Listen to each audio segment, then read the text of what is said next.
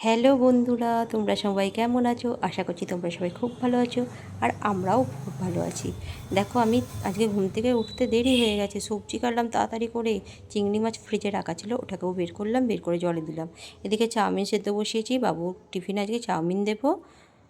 আজকে উনি বলেই দিয়েছেন যে মাম্মাম রুটি নেবো না, চাউমিন করে দাও। কিন্তু চাউমিন করব, গাজর ক্যাপসিকাম এগুলো কাটতেও তো অনেক সময় লাগবে। তুমি সাধারণভাবেই করে দাও, আমি তাই খাবো, কিন্তু আজকে রুটি দিও না। চলো তাই হোক, চাউমিন করছি ওর জন্য। আর ওদিকে কাঁকরোল ভাজবো একদিকে, একদিকে কচু আলু দিয়ে চিংড়ি মাছ দিয়ে দম করব। দেখো না, কত সকালবেলা তাড়া থাকে, তার মধ্যে ঘুম থেকে উঠতেই দেরি হয়ে গেছে। বাবু যাওয়ার পরেই আবার কর্তামশাই যাবে, যে একটু পরে রান্না করব তারও উপায় নেই। এদিকে চিংড়ি মাছটা ভেজে নিলাম ফাঁকে, এবার দমটা বসাচ্ছি, কচু আলুর দমটা করছি।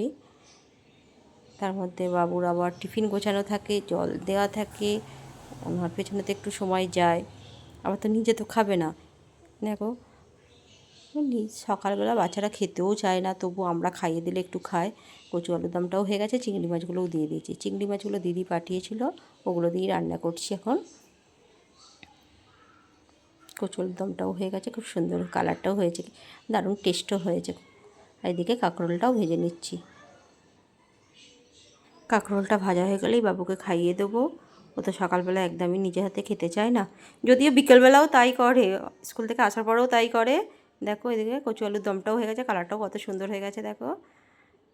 চলো, তোমাদের সঙ্গে আবার পরে দেখা হবে, আবার কর্তামশাইয়েরও খাবার রেডি করতে হবে। এখন রাখলাম, টাটা, বাই বাই।